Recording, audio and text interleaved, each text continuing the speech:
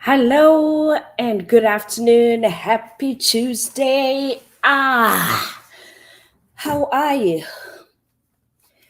It's been a tough day today. So I was contemplating, should I go live? Should I not go live?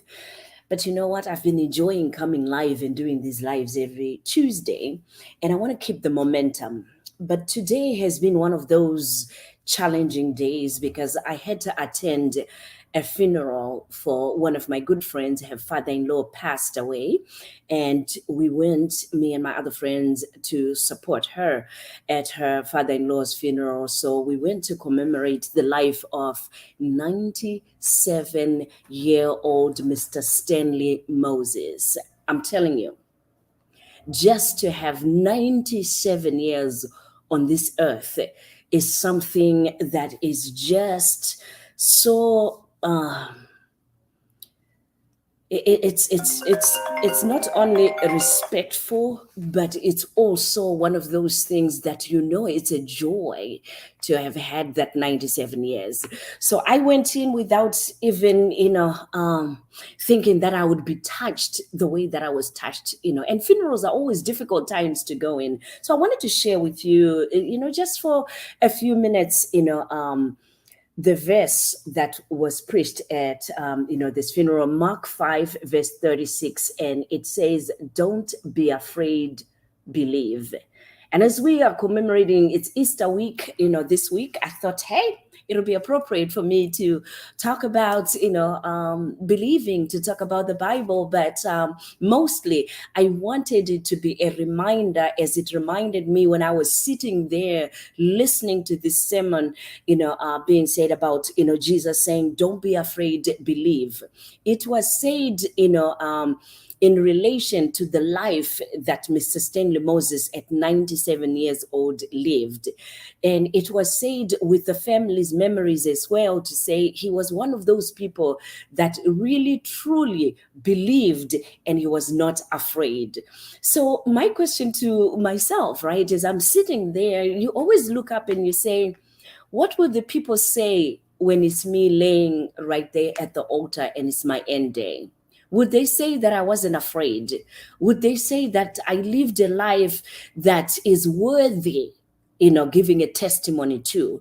Because when you have that moment when they say, is there anyone that can give a testimony about the life, or even just, share some memories, and you get, the whole church standing up of the people that knew him and go up there and testify about his life, then you know that he was indeed a good servant.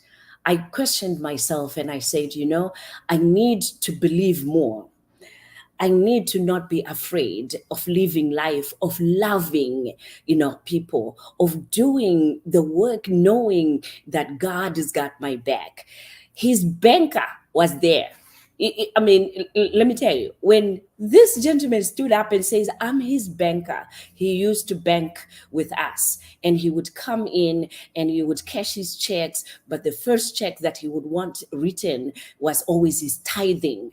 His tithing was one check that he never missed, and he always made sure that he had enough checks. And you know what? 97, 96 last year, he was still driving. I think it said last year or 2 years ago, he was still driving and driving himself to the bank. But to me, what touched me was just the fact that not only was he driving to the bank, but he had, relationships with the bank people, like the whole people on there. And they spoke about a rum cake, that he would bake the rum cake and bring it to the bank for everyone to eat and share. Going and attending, this service just reminded me again to say, you know what? Each moment that we live life, we have to live a life of intention, a life that is intentional in a way that, are you affecting the right people? Are you affecting people's lives that will be able to testify about the life that you have lived? My goal, my goal in my heart, people say, what would you want people to say at your funeral?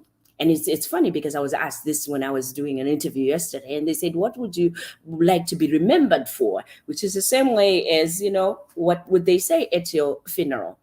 My goal and hope is that whoever gets up there will say, you know what, when it came to being inspired, encouraged, empowered, she was the go-to person, and she loved it with all her heart. Not only did she just inspire, encourage, and empower people, but she did it in ways that was unstoppable. She was on radio, she was on TV, she was on live, she wrote books, she was in the church, speaking as a guest speaker in the churches at conference, but she did it all to make sure that she touched as many lives as she could. That's how I want to be remembered, as one of the best encouragers that you came across, or empower, people that you came across. But my whole goal is that if you watch this video, if you attend any of my conferences, read any of my books, that you will be inspired to also inspire another person. You will be inspired to live your life fearlessly. Again, that verse was Mark 5, verse 36. Do not be afraid, believe. So I wanted to just come in today just to share with you that your life matters, my life matters. And as we go, I'm a Christian. So, for those of you that are believers, I know that we're going into Easter.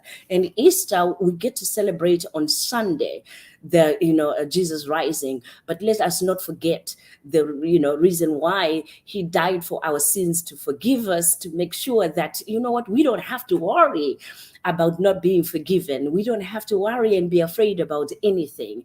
As he said in Mark 5, verse 36, when he heard them speaking, Jesus says, don't be afraid, believe. So that's my message to you this week. Don't be afraid, believe. I'll see you again next week. This is Dr. Stem. Be encouraged.